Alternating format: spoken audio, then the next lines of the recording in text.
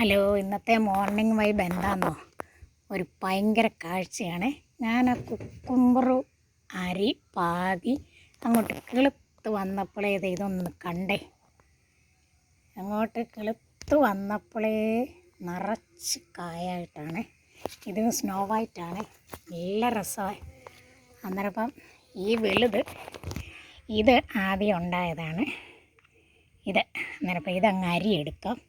ഞാൻ എപ്പോഴും എല്ലാത്തിൻ്റെ അരി ഓരോന്ന് കാണുമ്പോൾ അങ്ങ് എടുത്ത് വെച്ചേക്കും. നമുക്ക് ചിലപ്പോൾ ഒത്തു കിട്ടത്തില്ല, ചില അരിയൊക്കെ മോശമായിട്ട് നമ്മൾ വാങ്ങിക്കുമ്പോൾ.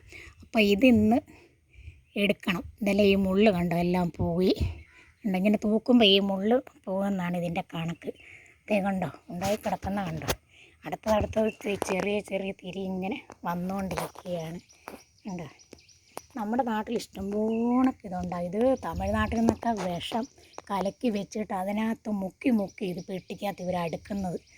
അയ്യോ, നമുക്ക് വാങ്ങിച്ച് കഴിക്കാൻ പോലും തോന്നില്ല. ഇതിൻ്റെ അരി വാങ്ങിച്ചിട്ട് പായ കിളിക്കുകയാണെങ്കിൽ ഇതെല്ലാം സീസണിൽ ഇത് ഉണ്ടാകുന്നുണ്ട്. ഞാൻ കഴിഞ്ഞ പ്രാവശ്യവും കുറേ ഇട്ട്, അത് വേറെ വെറൈറ്റി ആയിരുന്നു, ഒരു മഞ്ഞ കളറായിരുന്നു.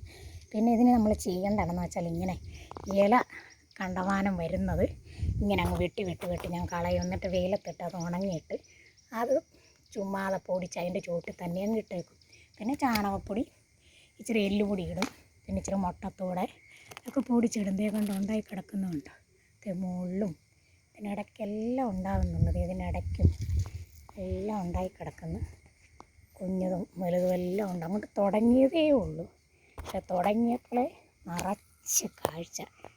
ഒരു മനോഹരമായ കാഴ്ചയല്ലേ. അപ്പോൾ ഇത് പറിക്കാൻ പോവുകയാണ്. ഇത് നമ്മൾ കൈ കൊണ്ട് ഇങ്ങനെ തിരിച്ച് പറിക്കരുത്.